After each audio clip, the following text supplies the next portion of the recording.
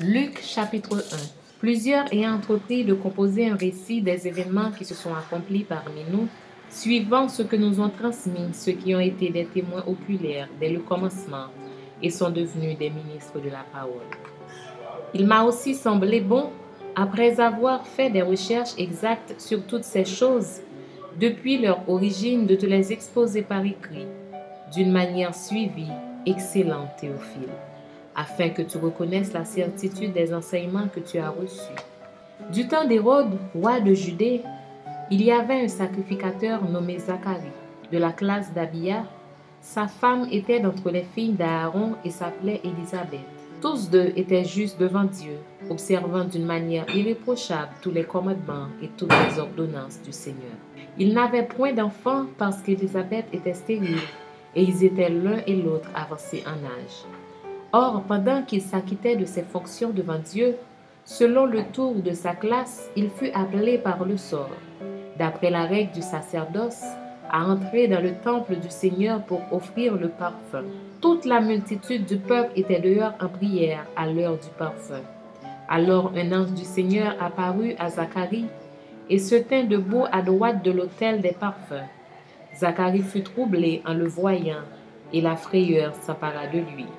Mais l'ange lui dit: « Ne crains point, Zacharie, car ta prière a été exaucée. Ta femme Élisabeth t'enfantera un fils, et tu lui donneras le nom de Jean. Il sera pour toi un sujet de joie et d'allégresse, et plusieurs se réjouiront de sa naissance.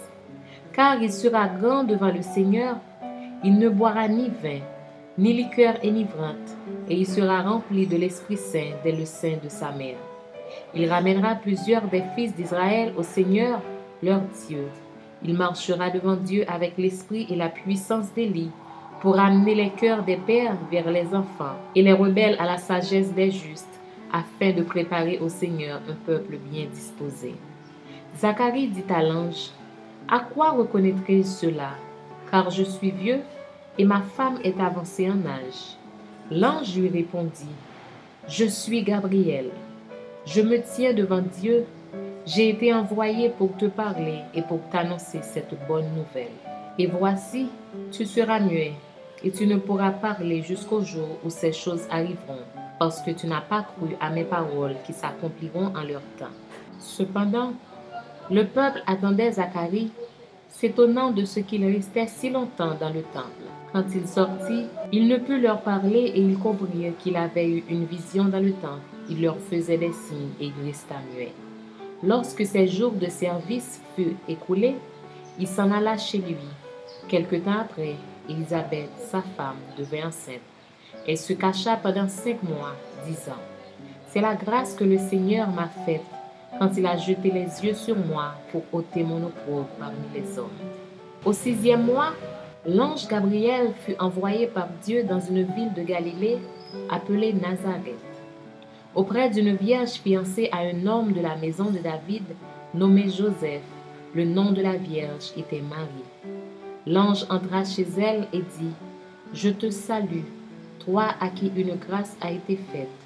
Le Seigneur est avec toi. » Troublée par cette parole, Marie se demandait ce que pouvait signifier une telle salutation. L'ange lui dit: « Ne crains point, Marie, car tu as trouvé grâce devant Dieu. Et voici, tu deviendras enceinte et tu enfanteras un fils, et tu lui donneras le nom de Jésus. Il sera grand et sera appelé Fils du Très-Haut, et le Seigneur Dieu lui donnera le trône de David, son père. Il régnera sur la maison de Jacob éternellement, et son règne n'aura point de fin. » Marie dit à l'ange: « Comment cela se fera-t-il, puisque je ne connais point d'homme? » L'ange lui répondit: « Le Saint-Esprit viendra sur toi, et la puissance du Très-Haut te couvrira de son ombre. C'est pourquoi le Saint-Enfant qui naîtra de toi sera appelé Fils de Dieu. Voici, Élisabeth, ta parente, a conçu elle aussi un fils en sa vieillesse, et celle qui était appelée stérile est dans son 6e mois. Car rien n'est impossible à Dieu. » Marie dit: « Je suis la servante du Seigneur, qu'il me soit fait selon ta parole. » Et l'ange la quitta. Dans ce même temps, Marie se leva et s'en alla en hâte vers les montagnes dans une ville de Juda. Elle entra dans la maison de Zacharie et salua Élisabeth. Dès qu'Élisabeth entendit la salutation de Marie, son enfant tressaillit dans son sein et elle fut remplie du Saint-Esprit. Elle s'écria d'une voix forte, « Tu es bénie entre les femmes, et le fruit de ton sein est béni. Comment m'est-il accordé que la mère de mon Seigneur vienne auprès de moi? Car voici, aussitôt que la voix de ta salutation a frappé mon oreille, l'enfant a tressailli d'allégresse dans mon sein. Heureuse celle qui a cru, parce que les choses qui lui ont été dites de la part du Seigneur auront leur accomplissement. » Et Marie dit, « Mon âme exalte le Seigneur, et mon esprit se réjouit en Dieu, mon Sauveur, parce qu'il a jeté les yeux sur la bassesse de sa servante, car voici, désormais, toutes les générations me diront bienheureuse. Parce que le Tout-Puissant a fait pour moi de grandes choses, son nom est saint. Et sa miséricorde s'étend d'âge en âge sur ceux qui le craignent. Il a déployé la force de son bras. Il a dispersé ceux qui avaient dans le cœur des pensées orgueilleuses. Il a renversé les puissants de leur trône et il a élevé les humbles. Il a rassasié de bien les affamés et il a renvoyé les riches avides. Il a secouru Israël son serviteur et il s'est souvenu de sa miséricorde, comme il l'avait dit à nos pères, envers Abraham et sa postérité pour toujours. Marie demeura avec Élisabeth environ 3 mois, puis elle retourna chez elle. Le temps où Élisabeth devait accoucher arriva et elle enfanta un fils. Ses voisins et ses parents apprirent que le Seigneur avait fait éclater envers elle sa miséricorde et ils se réjouirent avec elle. Le 8e jour, ils vinrent pour circoncire l'enfant et ils l'appelaient Zacharie, du nom de son père. Mais sa mère prit la parole et dit, « Non, il sera appelé Jean. » Ils lui dirent, « Il n'y a dans ta parenté personne qui soit appelé de ce nom. » Et ils firent des signes à son père pour savoir comment il voulait qu'on l'appelle.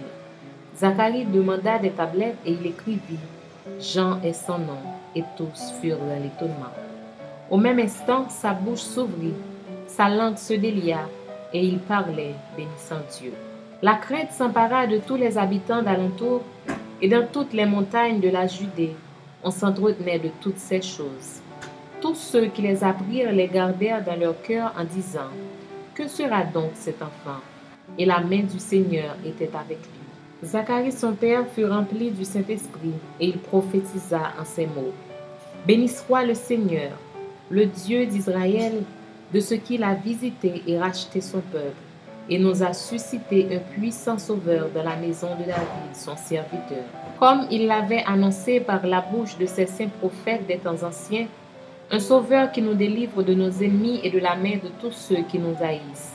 C'est ainsi qu'il manifeste sa miséricorde envers nos pères et se souvient de sa sainte alliance, selon le serment par lequel il avait juré à Abraham notre père, de nous permettre, après que nous serions délivrés de la main de nos ennemis, de le servir sans crainte, en marchant devant lui dans la sainteté et dans la justice tous les jours de notre vie. Et toi, petit enfant, tu seras appelé prophète du Très-Haut, car tu marcheras devant la face du Seigneur pour préparer ses voies, afin de donner à son peuple la connaissance du salut par le pardon de ses péchés, grâce aux entrailles de la miséricorde de notre Dieu, en vertu de laquelle le soleil levant nous a visités d'en haut, pour éclairer ceux qui sont assis dans les ténèbres et dans l'ombre de la mort, pour diriger nos pas dans le chemin de la paix.